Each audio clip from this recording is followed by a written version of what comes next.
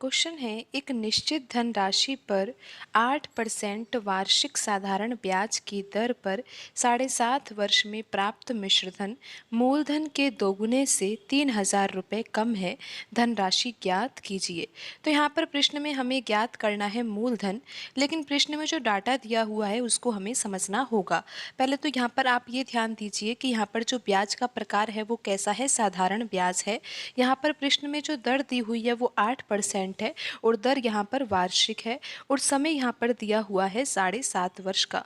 तो यहाँ पर अगर हम मूलधन 100 रुपये मान लेते हैं, अगर हम मूलधन 100 रुपये मान ले तो यहाँ पर 1 वर्ष का ब्याज कितना होगा। आप यहाँ पर ध्यान से समझिए कि दर यहाँ पर 8% वार्षिक है ना, तो 1 वर्ष का ब्याज यहाँ पर 8 रुपये होगा। अगर मूलधन 100 रुपये है तो 1 वर्ष का ब्याज कितना होगा, 8 रुपये होगा। अब आप ये समझिए कि साधारण ब्याज है तो हर वर्ष के लिए ब्याज समान ही होगा, क्योंकि हर वर्ष के लिए मूलधन समान होगा। जैसे कि 1 वर्ष का ब्याज 8 रुपये है तो 2 वर्ष का ब्याज कितना हो जाएगा।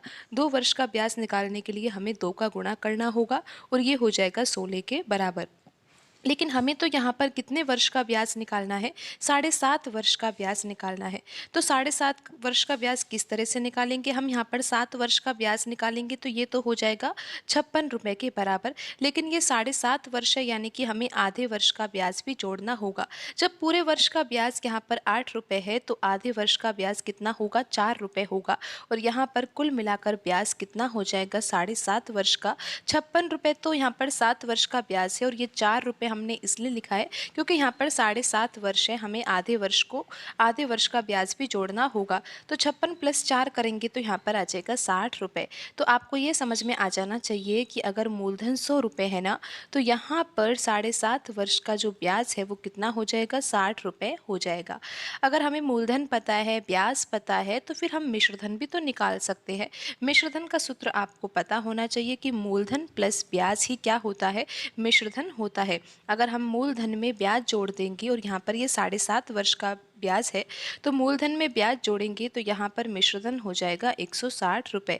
100 में हमने 60 जोड़ दिया है तो यहाँ पर मिश्रधन कितना आ गया है, 160 रुपये आ गया है। अब यहाँ पर आप प्रश्न में ध्यान दीजिए, प्रश्न में क्या डाटा दिया हुआ है, क्या संबंध दिया हुआ है यहाँ पर मिश्रधन और मूलधन के बीच में। यहाँ पर दिया हुआ है कि 7.5 वर्ष में प्राप्त जो मिश्रधन है, अब हमें ये पता है कि 7.5 वर्ष में जो ब्याज है वो 60 रुपये है, तो मिश्रधन भी हमने निकाल ही लिया है ना कि 7.5 वर्ष में प्राप्त जो मिश्रधन है वो कितना है, 160 रुपये है। तो यहाँ पर प्रश्न में दिया हुआ है कि जो मिश्रधन है ना वो मूलधन के दोगुने से भी कम है। और कितना कम है, 3,000 रुपये कम है। तो यहाँ पर मूलधन कितना है, 100 रुपये है, तो मूलधन का अगर दुगना किया जाएगा तो यहाँ पर मूलधन कितना आ जाएगा, ये आ जाएगा 200 यूनिट। और यहाँ पर मिश्रधन कितना है, 160 यूनिट है। अब आप ये देख सकते हो कि मूलधन का हमने दुगना किया है तो यहाँ पर मिश्रधन क्या हो रहा है, मूलधन से कम आ रहा है। और कितना कम है ये तो आप देख ही सकते हो, यहाँ पर ये 40 यूनिट कम है। अगर 40 यूनिट कम है तो यहाँ पर प्रश्न में दिया हुआ है कि ये किसके बराबर होगा, 3,000 रुपये के बराबर होगा। तो इस तरह से हमें यहाँ पर ये डाटा लिखना था, ये संबंध हमें लिखना था। अब हम यहाँ पर 1 यूनिट की वैल्यू निकाल सकते हैं क्योंकि हमें 40 यूनिट की वैल्यू पता है, तो 1 यूनिट की वैल्यू भी निकाली जा सकती है। इसके लिए हमें क्या करना होगा, 3,000 में हमें 40 से भाग देना होगा। फिर यहाँ पर 0 से 0 कट ही जाएगा और जब हम यहाँ पर 300 में 4 से भाग देंगे तो यहाँ पर 1 यूनिट की वैल्यू कितनी आ जाएगी, 1 यूनिट आ जाएगा यहाँ पर 75 रुपये के बराबर। यहाँ पर हमें पता लग गया है कि 1 यूनिट किसके बराबर है, 75 रुपये के बराबर है। लेकिन प्रश्न में ज्ञात करना है कि धनराशि क्या होगी। धनराशि यानी कि प्रश्न में पूछा गया है कि मूलधन क्या होगा, और मूलधन हमने कितना माना था, 100 यूनिट माना था ना, 100 यूनिट मूलधन माना था। उसी से तो हमने यहाँ पर पूरा सवाल हल किया है और फिर हमें यहाँ पर 1 यूनिट की वैल्यू पता लगी है और कितनी है ये, 75 रुपये के बराबर है। तो हमें यहाँ पर धनराशि ज्ञात करनी है यानी कि मूलधन ज्ञात करना है, तो हमें यहाँ पर 100 यूनिट की वैल्यू ज्ञात करनी होगी। जब 1 यूनिट बराबर यहाँ पर 75 रुपये है तो 100 यूनिट किसके बराबर होगा, 100 यूनिट का वैल्यू पता लगानी है तो हमें 1 यूनिट यानी कि 75 में हमें किसका गुणा करना होगा, 100 से गुणा करना होगा और आंसर आ जाएगा यहाँ पर 7500 रुपये। और ऑप्शन सी यहाँ पर सही आंसर होगा। क्वेश्चन है, एक कार एक निश्चित दूरी 9 सही 1/3 घंटे में तय करती है। यदि इसकी चाल 9 किलोमीटर प्रति घंटा बढ़ा दी जाए तो उसे उस दूरी को तय करने में पहले की अपेक्षा 80 मिनट कम समय लगता है। कार के द्वारा तय की गई दूरी ज्ञात करें। तो यहाँ पर प्रश्न में दो कंडीशन दी हुई है। एक कंडीशन तो वह है जिसमें दूरी को तय करने में समय कितना लग रहा है, 9 सही 1/3 घंटे का समय लग रहा है। लेकिन दूसरी कंडीशन ये है कि यहाँ पर चाल को बढ़ा दिया गया है, यानी कि जो स्पीड है वो बढ़ा दी गई है। और कितनी बढ़ा दी गई है, 9 किलोमीटर प्रति घंटा। तो ये सेकंड कंडीशन होगी जिसमें चाल को बढ़ा दिया गया है। तो उस स्थिति में फिर समय भी कम लगेगा, क्योंकि जब चाल पहले थी तो उसमें समय कितना लग रहा था, 9 सही 1/3 घंटे का समय लग रहा था। दूरी तो यहाँ पर समान है, दूरी तो अभी भी वही तय की जा रही है। जब यहाँ पर चाल को बढ़ा दिया गया है ना 9 किलोमीटर प्रति घंटा, तो भी दूरी वही है। लेकिन उस स्थिति में यहाँ पर समय कितना लग रहा है, 80 मिनट कम समय लग रहा है। तो हमें तो प्रश्न में ज्ञात करना है कि कार के द्वारा तय की गई दूरी ज्ञात करें। तो यहाँ पर दो कंडीशन है, तो यहाँ पर हम फर्स्ट और सेकंड लिख सकते हैं, जिससे हमें यहाँ पर ये पता लगेगा कि दोनों कंडीशन में समय कितना होगा। तो यहाँ पर पहली कंडीशन में तो आपको समय पता है कि 9 सही 1/3 घंटे का समय है। तो 9 सही 1/3 घंटे यहाँ पर समय दिया हुआ है, तो इस समय को हम मिनट में चेंज करेंगे। तो मिनट में चेंज करना है तो हम इसको लिख सकते हैं 9 + 1/3। 9 घंटे और ये 1/3 भी घंटा है। 9 घंटे को अगर मिनट में चेंज करेंगे तो हम यहाँ पर 60 का गुणा करेंगे तो यहाँ पर आ जाएगा 540 मिनट। 1/3 को भी हमें मिनट में ही चेंज करना होगा। 1/3 घंटा है ना, तो घंटे को अगर मिनट में चेंज करना है तो 60 से गुणा किया जाएगा। और जब इसको हल किया जाएगा तो यहाँ पर आ जाएगा 20 मिनट। और 540 + 20 कितना होगा, 560 मिनट हो जाएगा। तो इस तरह से आपको यहाँ पर समझना है। आपको पता है कि यहाँ पर दो कंडीशन हम लिख रहे हैं, तो पहली कंडीशन में जो समय आया है यानी कि 9 सही 1/3 घंटे समय लग रहा था ना, तो इसको जब मिनट में चेंज किया गया तो समय यहाँ पर आया है 560 मिनट। लेकिन दूसरी कंडीशन में ध्यान दीजिए कि जब चाल बढ़ा दी गई है ना, तो उस स्थिति में पहले की अपेक्षा 80 मिनट कम समय लग रहा है। अगर पहली कंडीशन में 560 मिनट का समय लग रहा है तो दूसरी कंडीशन में तो पहली कंडीशन से 80 मिनट कम समय लग रहा है। तो 560 में से अगर हम 80 मिनट कम करेंगे तो यहाँ पर कितने मिनट आएंगे, 480 मिनट आएंगे। अब हम इसको हल कर लेते हैं, तो यहाँ पर हम समय का अनुपात निकाल लेते हैं। समय का अनुपात हम आसानी से निकाल सकते हैं। हम यहाँ पर इसको हल कर लेंगे तो 0 से 0 कट जाएगा। और यहाँ पर हम कौन से पहाड़े से काटे, इसको 8 के पहाड़े से काट सकते हैं। तो यहाँ पर ये 7 बार कटेगा और ये कटेगा 6 बार। तो यहाँ पर जो समय का अनुपात आएगा वो कितना आ जाएगा, 7:6 आएगा। तो यहाँ पर अब हम लिख सकते हैं कि जो समय का अनुपात आया है वो कितना है, 7:6 है। तो अगर हमें समय का अनुपात पता है ना, तो फिर हम चाल का अनुपात भी निकाल सकते हैं, क्योंकि दोनों कंडीशन में दूरी समान है। तो दूरी समान है तो यहाँ पर चाल का अनुपात कैसे निकाला जाएगा, समय के अनुपात को उल्टा लिख देंगे। जैसे कि समय का अनुपात यहाँ पर 7:6 है ना, तो चाल का अनुपात हो जाएगा 6:7। इस तरह से हम समय के अनुपात से ही चाल का अनुपात लिख सकते हैं, अगर दूरी यहाँ पर समान दी है तो। और दूरी तो यहाँ पर समान ही है। अब आप ये देखिए कि जो पहली कंडीशन है जिसमें समय लग रहा था 9 सही 1/3 घंटे, यानी कि 560 मिनट का समय लग रहा था, तो उस कंडीशन में जो यहाँ पर अनुपात था वो कितना था, 7 यूनिट था। और दूसरी कंडीशन में 80 मिनट कम समय लग रहा था, तो यहाँ पर देखिए ये समय कितना था, 6 यूनिट था अनुपात में। फिर आप देखिए चाल भी देखिए, जिस तरह से यहाँ पर समय घट रहा है तो चाल यहाँ पर बढ़ रही है। पहले चाल यहाँ पर 6 यूनिट थी, लेकिन दूसरी कंडीशन में चाल यहाँ पर कितनी है, 7 यूनिट है। तो यहाँ पर आपको दिखाई दे रहा है कि अनुपात में तो चाल बढ़ रही है। और कितना बढ़ रही है, ये 1 यूनिट बढ़ रही है। लेकिन प्रश्न के अनुसार यहाँ पर चाल कितनी बढ़ रही है, 9 किलोमीटर प्रति घंटा। तो 1 यूनिट की वैल्यू कितनी हो जाएगी, 9 किलोमीटर प्रति घंटा हो जाएगी। तो इस तरह से आपको यहाँ पर समझना है। जब हमें यहाँ पर 1 यूनिट की वैल्यू पता लग गई है ना, तो यहाँ पर हम अब ये भी पता लगा सकते हैं कि पहली स्थिति में चाल कितनी थी और दूसरी स्थिति में चाल कितनी थी। क्योंकि यहाँ पर आप अनुपात में देख सकते हो कि अनुपात में लिखा हुआ है कि जो पहली कंडीशन है जिसमें समय कितना लग रहा है, 9 सही 1/3 घंटे, यानी कि 560 मिनट का समय लग रहा है। और यहाँ पर भी देख सकते हो अनुपात में कितना समय है, 7 यूनिट का समय है। उस स्थिति में चाल कितनी है, 6 यूनिट है। जब हमें पता है कि 1 यूनिट किसके बराबर है, 9 किलोमीटर प्रति घंटा के बराबर है, तो 6 यूनिट किसके बराबर होगा, तो यहाँ पर हम 9 का ही गुणा करेंगे तो ये आ जाएगा 54 किलोमीटर प्रति घंटा। तो हम दूसरी कंडीशन में भी यहाँ पर चाल ज्ञात कर सकते हैं, क्योंकि हमें पता है 1 यूनिट किसके बराबर है, 9 किलोमीटर प्रति घंटा के। तो 7 यूनिट किसके बराबर होगा, यहाँ पर भी हम 9 का गुणा करेंगे तो यहाँ पर आ जाएगा ये 63 किलोमीटर प्रति घंटा। तो आपको ये समझ में आ जाना चाहिए कि यहाँ पर जो पहली कंडीशन थी जिसमें 560 मिनट का समय लग रहा था, उस कंडीशन में जो चाल थी ना वो कितनी थी, 54 किलोमीटर प्रति घंटा थी। और दूसरी कंडीशन जिसमें चाल को 9 किलोमीटर प्रति घंटा बढ़ा दिया गया था, आप यहाँ पर भी देख सकते हो चाल पहली स्थिति में 54 किलोमीटर प्रति घंटा है, लेकिन 9 किलोमीटर प्रति घंटा बढ़ा दी गई है, तो चाल बढ़कर कितनी हो गई है, दूसरी कंडीशन में 63 किलोमीटर प्रति घंटा हो गई है। तो यहाँ पर हम लिख सकते हैं कि जो फर्स्ट कंडीशन है उसके अनुसार तो चाल कितनी है, 54 किलोमीटर प्रति घंटा है। और दूसरी कंडीशन जिसमें चाल बढ़ा दी गई है और कितनी बढ़ाई गई है, 9 किलोमीटर प्रति घंटा, तो उस स्थिति में जो चाल है वो कितनी है, 63 किलोमीटर प्रति घंटा है। अब प्रश्न में तो हमें क्या ज्ञात करना है कि कार के द्वारा तय की गई दूरी ज्ञात कीजिए। तो अगर हमें दूरी ज्ञात करनी है तो हम दोनों कंडीशन में से किसी भी कंडीशन से दूरी ज्ञात कर सकते हैं, क्योंकि दोनों कंडीशन में दूरी क्या है, समान है। और दूरी का सूत्र आपको पता है कि दूरी बराबर तो क्या होता है, चाल गुणा समय होता है। तो चाल यहाँ पर हमको पता है और हमें समय भी पता है। चाल यहाँ पर कितनी है, पहली कंडीशन से हम अगर देखें तो पहली कंडीशन में चाल तो कितनी है, 54 किलोमीटर प्रति घंटा है। और समय कितना है, समय तो आपको पता है कि 9 सही 1/3 घंटा, या फिर आप इसको लिख सकते थे 560 मिनट। तो यहाँ पर आप देखिए कि समय के स्थान पर हम 560 मिनट लिख सकते हैं, लेकिन ये ध्यान रखिए कि जो चाल है वो तो किलोमीटर प्रति घंटा में है, यानी कि यहाँ पर जो समय का मात्रक है ना चाल में, वो घंटे में दिया हुआ है। और यहाँ पर हम समय रख रहे हैं मिनट में, तो ऐसे तो गलत आंसर आएगा ना।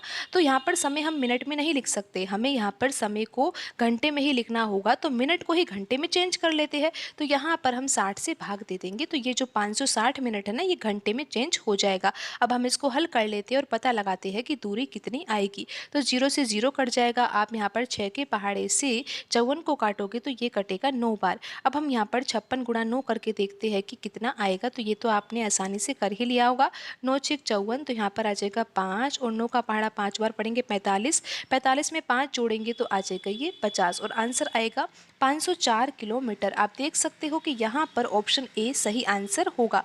हम दूसरी कंडीशन से भी दूरी ज्ञात कर सकते हैं। तो दूरी का फॉर्मूला हमें तो पता है कि दूरी बराबर क्या होता है, चाल गुणा समय होता है, लेकिन दूसरी कंडीशन का ही हमें चाल रखना होगा और दूसरी कंडीशन का ही हमें समय रखना होगा।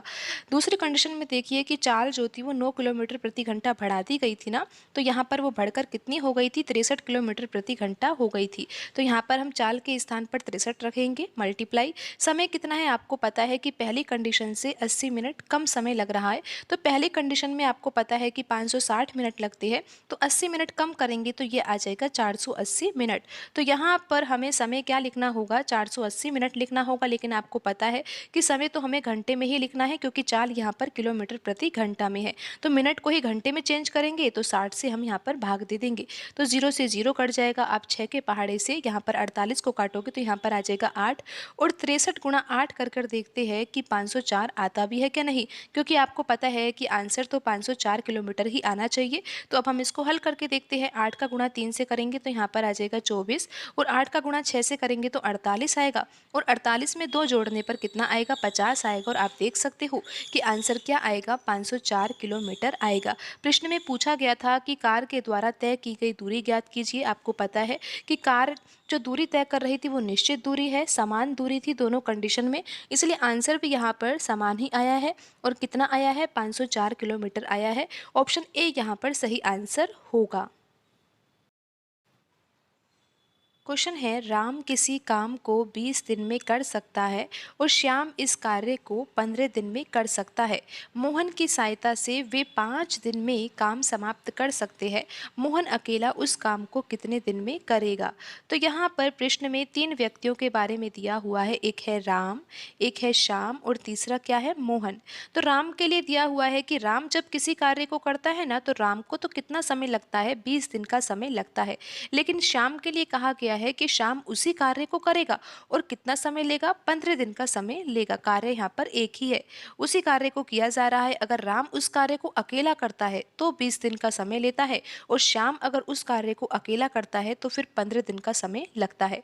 फिर आगे देखिए कि मोहन की सहायता से वे मिलकर काम करे, यानी कि राम भी करे, श्याम भी करे और मोहन भी करे। अगर यहाँ पर ये तीनों व्यक्ति काम करे साथ में तो फिर तो कार्य कितने दिनों में समाप्त होगा, 5 दिन में ही वह कार्य को समाप्त कर देंगे। अब प्रश्न में तो ये पूछा गया है कि मोहन जो है वो अकेला उस काम को कितने दिन में करेगा। तो सबसे पहले तो हम यहाँ पर कुल कार्य निकाल लेते हैं, लेकिन कुल कार्य को कैसे निकाला जाए आप यहाँ पर ध्यान दीजिए कि यहाँ पर दिनों की संख्या दी हुई है, 20 दिन है, 15 दिन है, 5 दिन है। इन्हीं तीनों संख्याओं का अगर हम लैसे लेंगे तो लैसे फिर यहाँ पर कितना आएगा, आपको पता है कि लैसे तो यहाँ पर कितना आएगा, 60 आएगा। 20 का, 15 का और 5 का लैसे लिया जाएगा तो लैसे आएगा यहाँ पर 60, और 60 यूनिट ही यहाँ पर हम मान लेंगे कि कुल कार्य कितना है, 60 यूनिट है। अब हमें ये पता लग गया है कि कार्य कितना करना है, 60 यूनिट कार्य करना है। तो अब हम यहाँ पर इनकी दक्षता भी निकाल लेते हैं।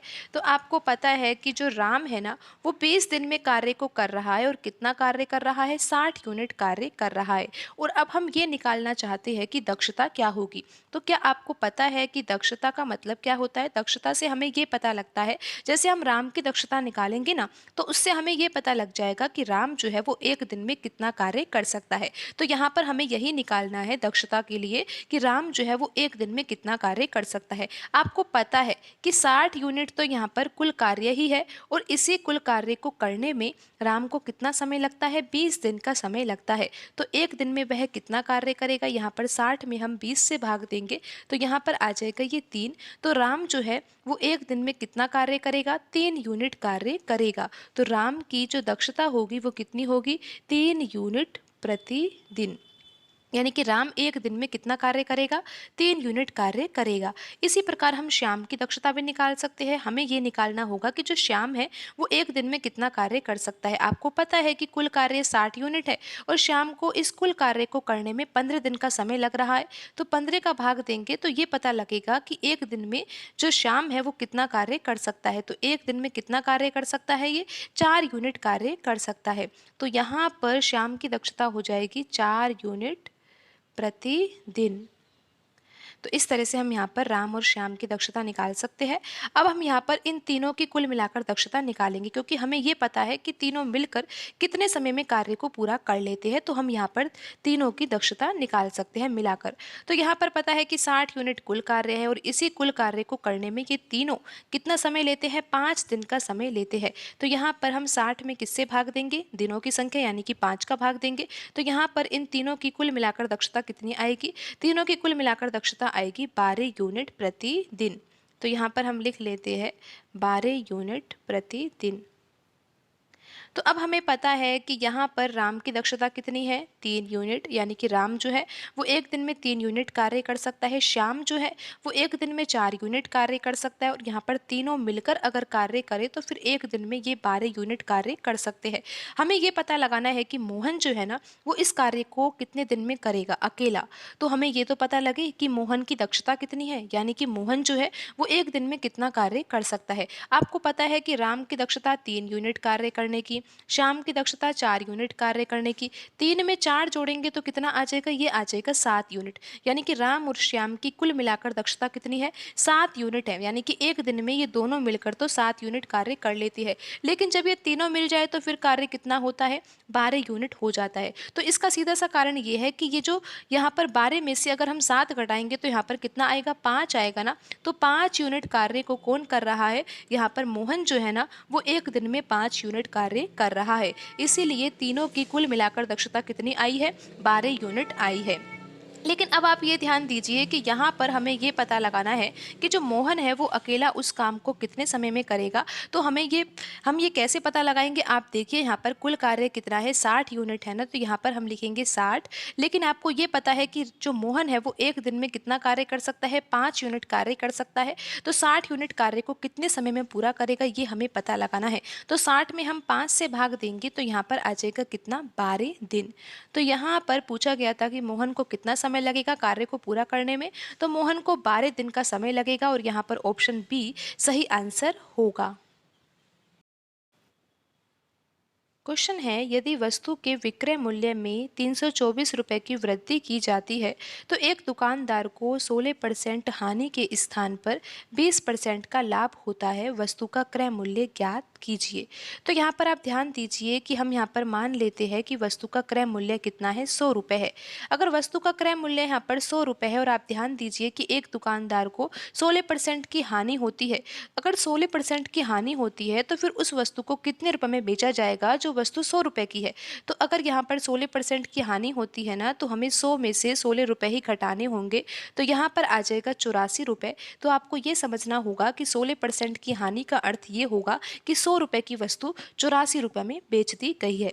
लेकिन यहाँ पर एक कंडीशन ये भी दी हुई है कि 20% का लाभ हो रहा है। तो 20% का लाभ कब होगा, जब वस्तु को कितने रुपए में बेचा जाए। यहाँ पर हमें 100 में 20 जोड़ना होगा, तो यहाँ पर आ जाएगा 120 रुपये।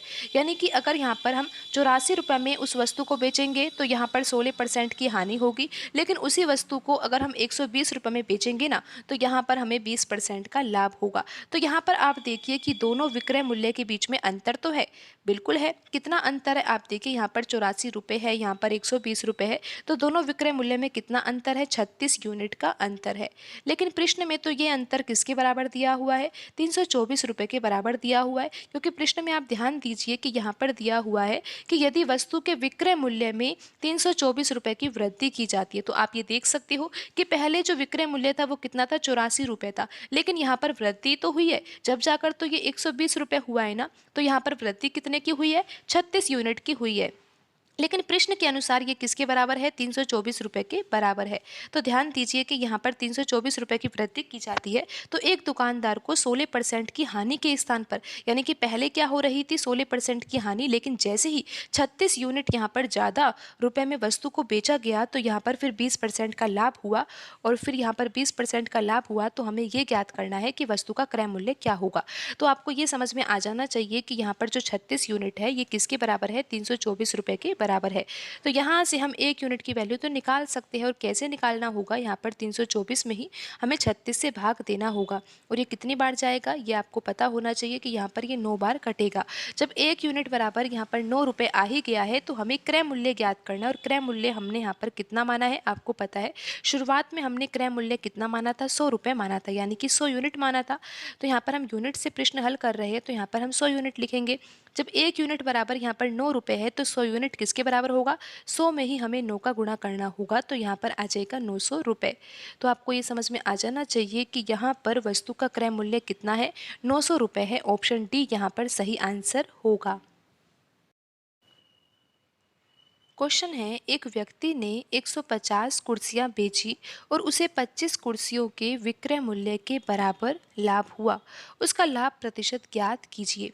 तो यहाँ पर आप ध्यान दीजिए कि यहाँ पर प्रश्न में जो है ना लाभ हो रहा है। और लाभ अगर आपको निकालना हो तो आप कैसे निकालोगे, आपको ये तो पता होगा कि लाभ तो तभी हो सकता है जब यहाँ पर विक्रय मूल्य का मान क्रय मूल्य से ज़्यादा हो।